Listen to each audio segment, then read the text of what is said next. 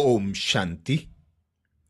ब्राह्मण जीवन अर्थात राजयोगी जीवन में आहार की विशेष मर्यादाएं मानी गई हैं, क्योंकि ऐसा कहा जाता है, जैसा अन्न वैसा मन।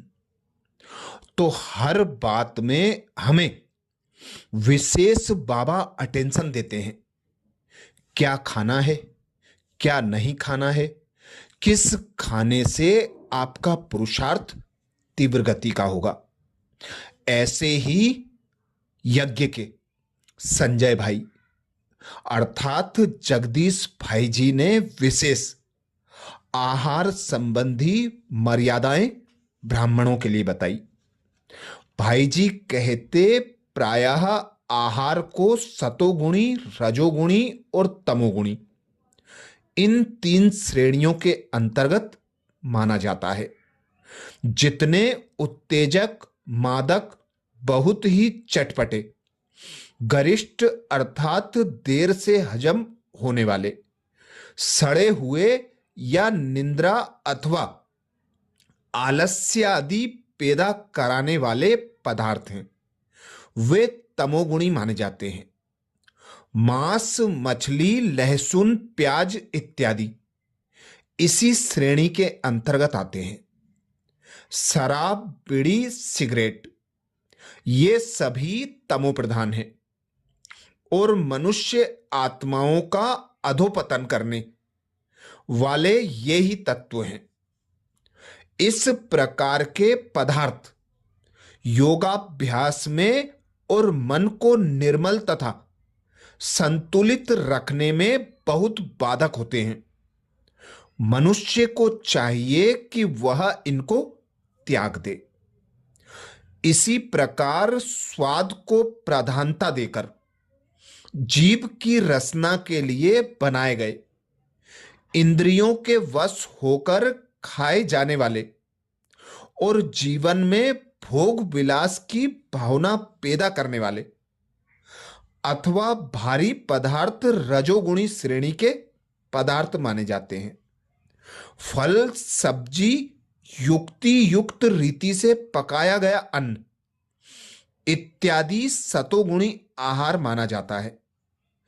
अतः जबकि हमें महान अथवा सतोगुणी स्वभाव का बनना है और जबकि हमारा योग मन अथवा बुद्धि का योग है, तो हमें सतोगुणी आहार ही करना चाहिए, ताकि निंद्रा अथवा आलस्य का विघ्न ना पड़े, मन उत्तेजित अथवा मूढ़ ना हो और बुद्धि इंद्रियों के वश ना हो जाए।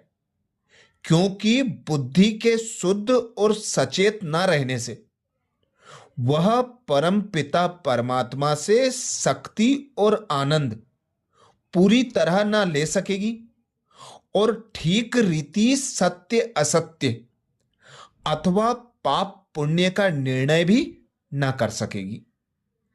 भोजन बनाने वाले के मन का भी अन्न पर प्रभाव पड़ता है, जिसके लिए भाई जी कहते हैं, भोजन बनाते समय प्रायः यह तो ख्याल रखा ही जाता है कि रसोई साफ हो, भोजन के बर्तन स्वच्छ हों, वस्त्र साफ हों और पदार्थों को ढककर रखा जाए, ताकि उसमें गंदगी न पड़ जाए और उन पर मक्खी न बैठे।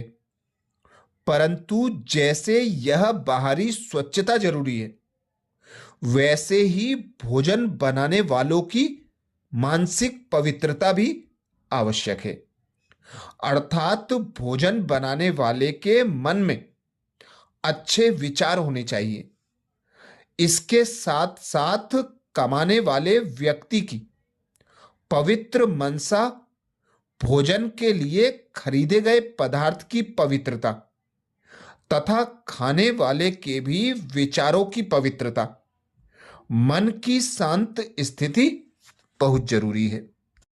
ऐसे ही बाबा को भोग लगाने का विशेष महत्व बताते हुए नलिनी दीदी कहती हैं, शिव बाबा हमें खिलाते हैं, पालना करते हैं, उन्हें भोग लगा के फिर ग्रहण करना एक रिस्पेक्ट है। भोग लगाने से पॉजिटिव वाइब्रेशंस अन्न में भर जाते हैं। भोग लगाने से नेगेटिव वाइब्रेशंस अन्न से निकल जाते हैं। भोग लगाने से भंडारे भरपूर हो जाते हैं। भोग बनाने वाले भोग में तन मन धन से सहयोग देने वाले का भाग्य बनता है। भोग लगाने वाले का पुण्य जमा होता है। भोग खाने वाले का भी भाग्य है। घर में सुख शांति के वाइब्रेशंस फैलते हैं, क्योंकि भोग स्वीकार करने वाले का तन और मन पावन, शुद्ध और निरोगी हो जाता है। भगवान की दृष्टि भोग की थाली पर पड़ती है, उससे अन्न में शक्ति भर जाती है। भोग स्वीकार करने वाले का मन परिवर्तित हो जाता है। जिस संकल्प से भोग बनाते हैं और भोग लगाते हैं, उस संकल्प को पूरा करने की शक्ति बाबा से मिलती है। अन्न के द्वारा आत्मा चार्ज हो जाती है। जिस आत्मा के निमित्त हम भोग बनाते हैं, उस तक वाइब्रेशंस पहुंचते हैं। वो संतुष्टता का अनुभव करती है। इससे भोग लगाने वालों का पुण्य जमा हो जाता है। इसीलिए बाप दादा भी कहते हैं, भोग किसको लगाना चाहिए? अधिकारी तो एक शिव बाबा है। सर्व का सद्गति दाता पतित पावन वह है। बाप कहते हैं, मैं स्वीकार नहीं करता हूं। तुम मेरे ऊपर दूध भी पानी वाला चढ़ाते हो, यह भोग लगाते हो क्यों? मैं तो निराकार अभोक्ता हूं। मेरी क्यों पूजा करते हो? मेरे आगे भोग रखेंगे। भक्तों ने ही भोग लगाया, उन्होंने ही बांट कर खाया। तुम जानते हो शिव बाबा को भोग जरूर लगाना है, फिर बांट कर तुम खाते हो। यह जैसे किसका रिगार्ड रखना है। हम शिव बाबा को भोग लगाते हैं। शिव बाबा का भंडारा है ना, जिसका भंडारा है उसको भोग जरूर लगाना चाहिए। भल बाबा कहते तुम भोग लगाते हो, खाते भी तुम बच्चे हो। यह ब्रह्मा खाता है, मैं नहीं खाता हूं। बाकी वासना तो आएगी ना। बहुत अच्छा भोग बनाया जाए और शिव बाबा को स्वीकार कराया जाए, तो बाबा भोजन में शक्तियां भर देंगे। हमारे तन मन में शुद्धता, पवित्रता, पावनता आ जाएगी। इसीलिए कहा भी गया है, जैसा अन्न वैसा मन, जैसा पानी वैसी वाणी। ऐसे ही विशेष भोग संबंधी वीडियो के लिए हर बुधवार को चैनल पर विशेष वीडियो होता है।